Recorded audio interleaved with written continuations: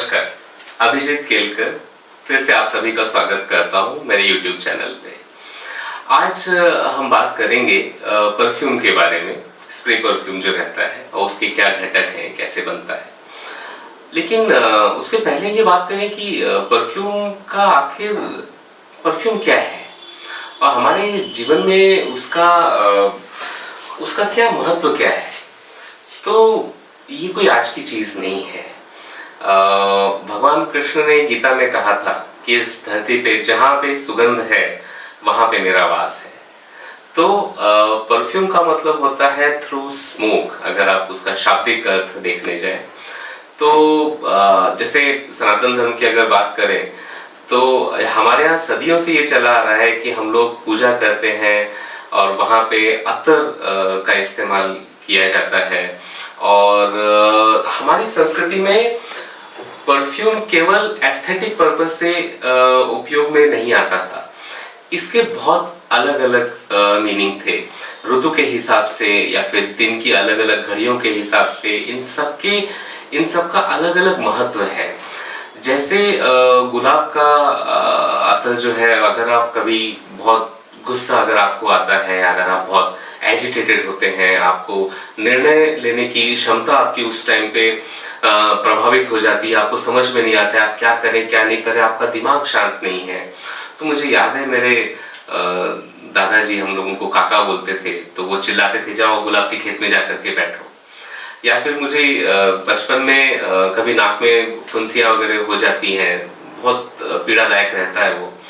तो मुझे याद है कि हम लोगों में से कोई कभी, मेरे भाई बहन चाचा या जितने भी हमारा खानदान है, हम लोग कभी इस चीज के लिए किसी डॉक्टर के पास नहीं गए। वो मोगरे का अत्तर है, उठाया लगाया और बस अगले दिन सो के उठे तो सब गायब। तो मैं जब इसके बारे में और मैंने थोड़ा सा विस्तार में देखना शुरू किया, पढ़ना शुरू किया, तो मुझे समझ में आया कि हमारे यहाँ पे फ्रेग्रेंट मटेरियल जो है उनका उपयोग दैनंदिन जीवन में अपना हाइजीन रखने के लिए और अपने आप को स्वस्थ रखने के लिए किया जाता था।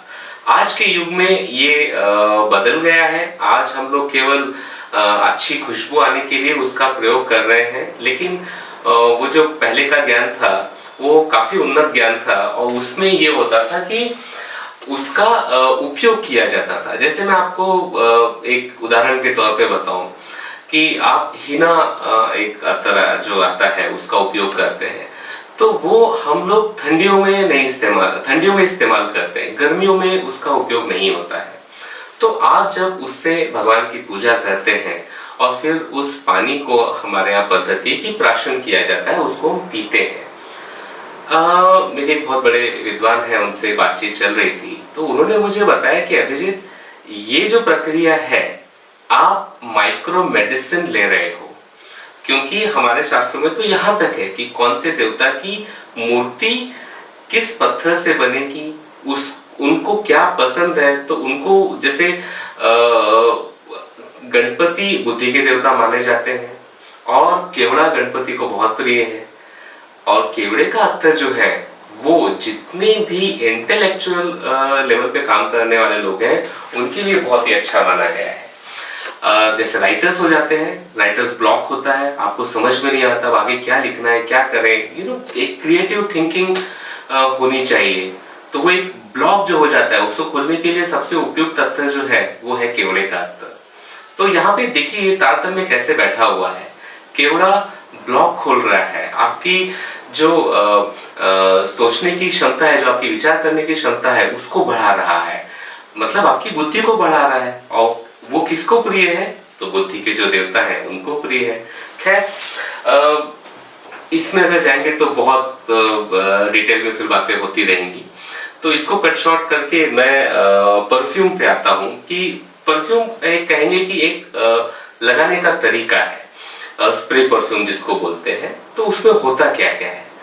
तो उसमें बेसिकली 3 घटक हैं उसके। पहली चीज जिसको हम फ्रेग्रेंस बोलते हैं, खुशबू आप कह सकते हैं। तो फ्रेग्रेंसेस भी काफी प्रकार की हो सकती हैं, जैसे अगरबत्ती की अलग होती हैं, या आजकल पर्सनल केयर की अलग होती हैं, होम केयर की अलग होती हैं।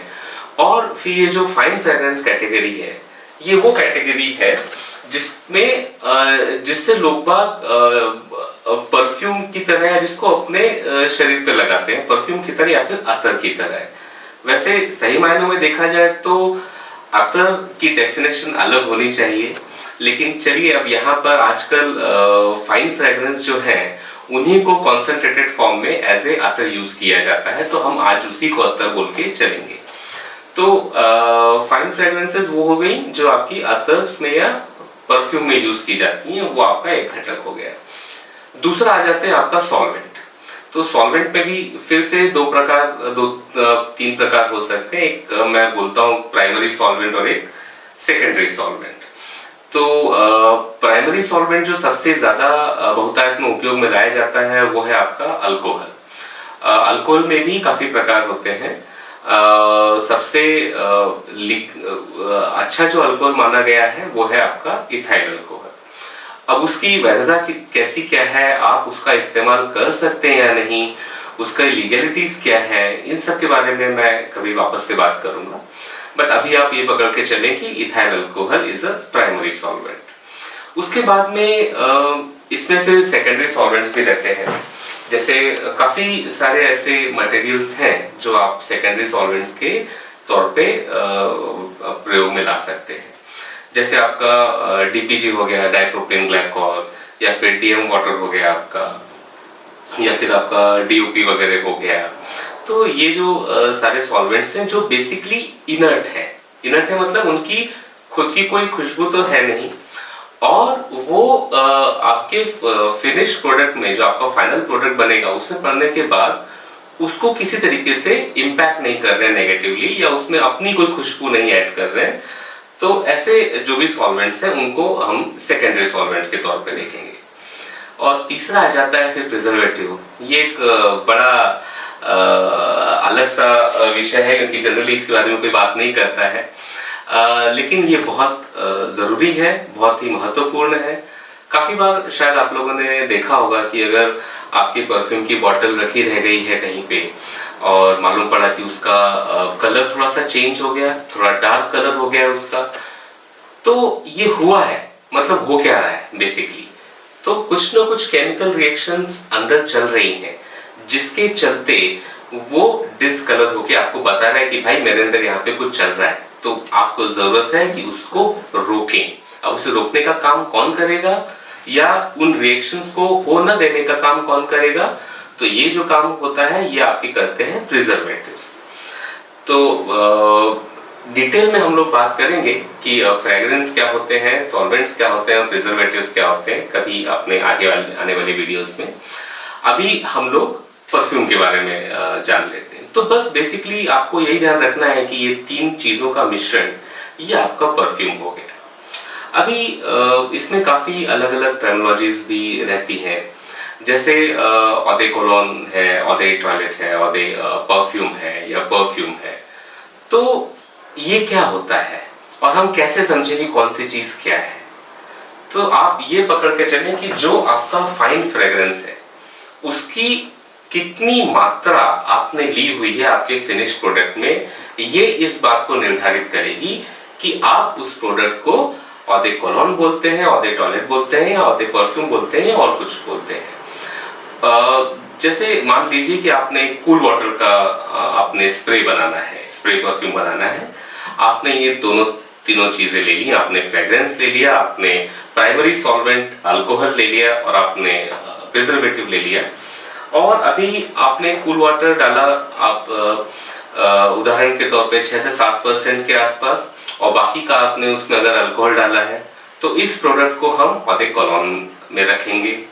अभी वही कूल वाटर जो फाइन फ्रेग्रेंस है आपका, जो कॉन्सेंट्रेटेड परफ्यूम है, उसकी मात्रा आपने बढ़ा करके आप 10-11% तक लेके चले गए।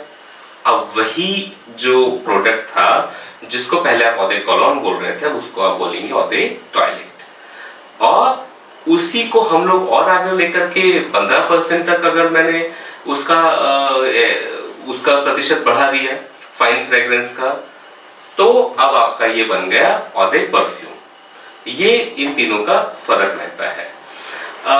हम लोग आगे बात करेंगे कि फ्रेग्रेंसेस जो मैंने बताया और सॉल्वेंट्स अलग अलग जो बताए, वो क्या चीज़ होती है। तब तक के लिए धन्यवाद। अगर आपको पसंद आया हो तो कृपया लाइक कीजिएगा और मुझे बताइए आपके विचार कमेंट्स में। अगर आपके कोई क्वेश्चंस हैं तो मैं पूरी हर संभव प्रयत्न करूंगा कि उनका मैं उत्तर दे सकूं। धन्यवाद।